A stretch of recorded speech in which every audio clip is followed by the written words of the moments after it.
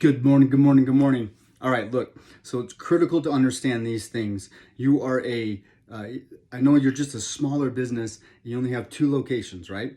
But the beautiful thing about that is you are so capable of outmaneuvering the big corporations, right? So I've spent enough time in corporate America in large dealership organizations to know, where they are good and where they are bad. All right. So if you think about it, you go, okay, um, what game am I playing? Okay. And it's critical to understand the game that you're playing. And what I mean by that is, think about it. The huge corporations, what game are they playing? And what I mean, can you get into the game of inventory with them? No way, right? I mean, the amount of locations, there's no way you can even begin to play in the inventory game, even on a one-off basis, right? Because why? Because of the financing. Can you get in the financing game like they can? Can you get access to the millions, billions of dollars that they have? No, right? It's not even close. Okay, so we're not in the inventory game. We're not in the financing game, right? Already take those two out. How about the location game? No. I mean, you're not in the real estate game. They are. They're way better at it. They got way better locations. They got, so many more sites, right? Okay. How about the army of people that they have, right? The allocation of resources and stuff that they can do to do it. That's not the game that you're in. Okay. So it's really important to understand what game you are playing. This is what happens is we look at these huge corporations and think that we need to play the same game that they do. It's like, no, we don't.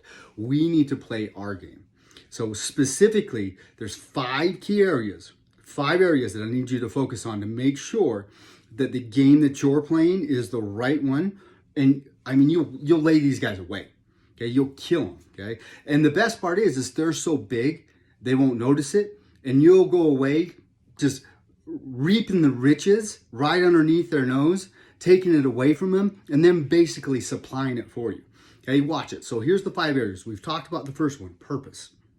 Okay, you have a purpose.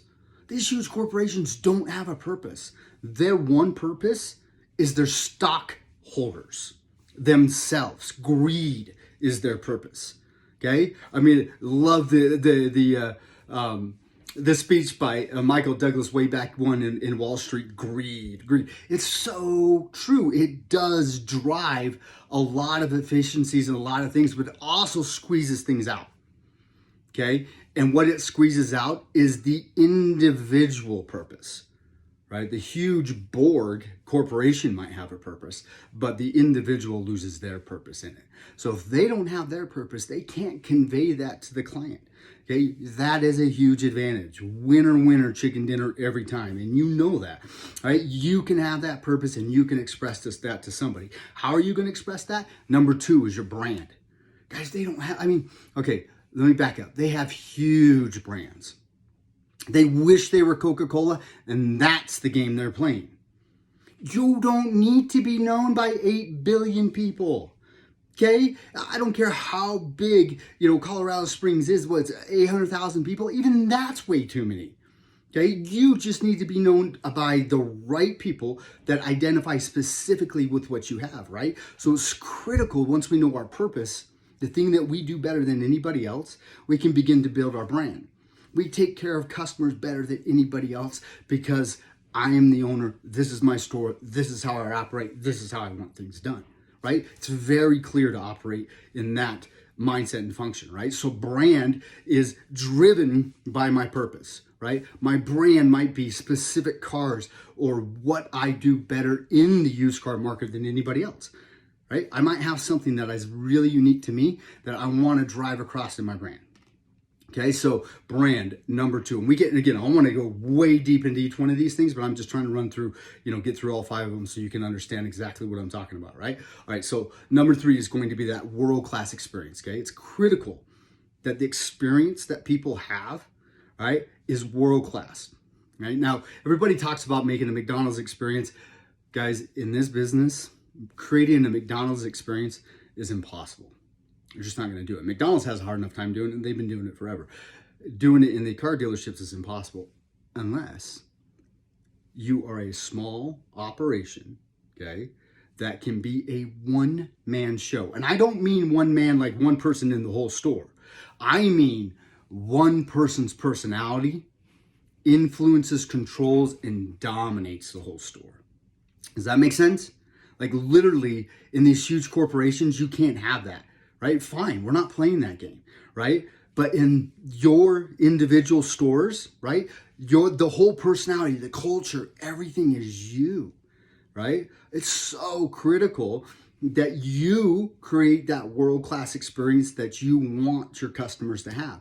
And what I mean by that is not every time is everything perfect. It's not going to be. It's going to get screwed up. And congratulations, great. Now here's an opportunity for us to fix it and make a customer for life. I'm okay making customers for life. I'm okay with problems that turn into great opportunities because that's what they are. I'm okay with getting the right training with upset guests in order for my people to handle it in such a way that they're just boss, man. They just handle shit like nobody's seen before, okay? They're just legit. And customers like, wow, well, I didn't expect that. Exactly.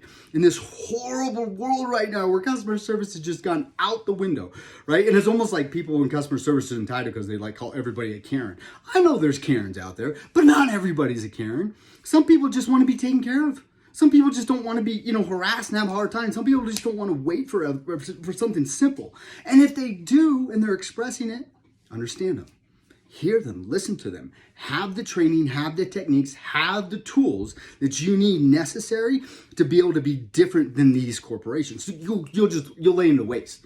They can't come anywhere near the experience that you can provide, right? You've got to realize that already, again, purpose, brand, the world-class experience, three things that just will lay to waste the corporation. They can't even come close to meeting you in competition when it comes to these three things, okay? Here's number 4, used cars. Now I said inventory, but look, used cars isn't inventory. Used cars are individual investments. They're like buying stocks, okay? And unfortunately, or fortunately for you in the huge corporations, they just look at it as one, if I've got a $3 million inventory, I got $3 million. Guys, they might have $1.5 million that's unsellable. That's crap, okay? Just so they can have inventory. You don't need inventory, right? What you need is great stocks that are gonna go up in value and give you a great return as the investor. And that's how we need to think, right? We don't need to think, I need 100 cars to sell 50. I'm sorry. If you're gonna sell 50 cars on one day, then you need 50 cars on your lot. Other than that, you only need the number of cars on your lot that day that you can sell. And this is the hardest mindset to get wrapped around. But if I can get into your head and actually retool this, right? Because this is gross deception, guys. And even now, in 2017, for the first time ever, the used car business was changed forever, guys. Okay, not for the first time. Like the internet did change it, and we went to a more transparent, it was way more open. People understood pricing and, how to get a good deal and get a good price. And therefore, it became a lot more transactive. We started selling a lot more cars year after year after year, right?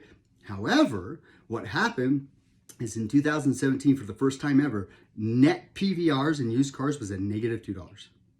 Okay, so COVID came along and covered that up, and people didn't realize that. And now we're, coming out of the COVID cloud, and reality is going to set back in, or already has. And you can see how difficult it is to make money in used cars. It's not a guarantee. Right? This is not something that for years, in the entire history of the car business, the used car department made money.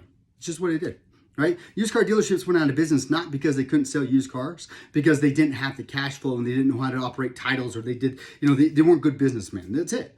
Other than that, like, used car business has always been a great business until 2017. Right? If you're not paying attention to that and you don't understand what I'm saying, this is already past you, right? We need to catch up, right? Hitch on and let's get ahead of this thing. Right? If you understand what I'm saying, this is going to be easy. But we want to buy stocks that are going to go up. We want to buy stuff that we specialize in, right? Even if the stock, again, like at one place might go down, at another might go up. And what I mean by that is you might be really good at a specific type of vehicle, and you could sell that car really well. And so can your salespeople and everybody there. That's your stock, right? Why have 15 others that aren't and 2 that are? So you can say you have the other 15 cars to show somebody that they don't want to buy? How about they come and go, I got these 2 cars, that's it, man. You better buy them, they're going to be gone. I mean, where did we miss this whole scarcity thing? Okay, it worked perfect during COVID. Why wouldn't it work now? You have that advantage. Yeah, right. Just abuse these huge corporations there. They don't even begin to understand what's going to happen to them. But if you can take advantage of this, man, you're going to dominate them. Dominate them. It's so absolutely beautiful. Okay. And number 5, the 5th thing, right? And again, like I said, we'll go into detail on each one of these things. But the 5th thing is recruitment. It's not hiring, guys. Right? Because, or firing, right? Because when do you fire somebody? When's the best time to fire somebody? Right before you hire them. We fire everybody before we hire them. We don't fire anybody. They quit on us. And why did they quit on us? Because we didn't do a good job hiring them. Why didn't we do a good job hiring them? Because we don't recruit. Hello, are you Nick Saban? Are you Coach Prime? Are you Bill Belichick? Guys, you have to recruit people. Right? You literally have to get them to want to come to work for you. Right? You have to go out and find people that you know are PSD, poor, smart, and determined. Right? Poor, smart, and disciplined. Okay, we need those PSDs working for us. They may not have any, I prefer they don't have any skill in the car business.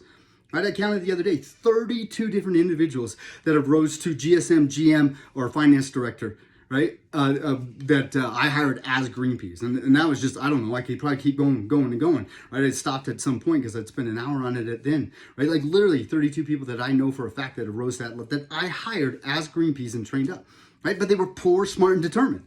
They wanted it. They wanted what I was willing to give them, okay? So as a recruiter, you can go out and find these people and create this beautiful environment that's yours, that's like nothing else, that nobody else can. I mean, these huge corporations can't even begin to compete, guys. Their HRs, that's what runs their companies, okay? Not the heart and the soul and the things that actually matter, not the passion, the caring and the love from the owner, okay? That does not run these companies, man. The HR department.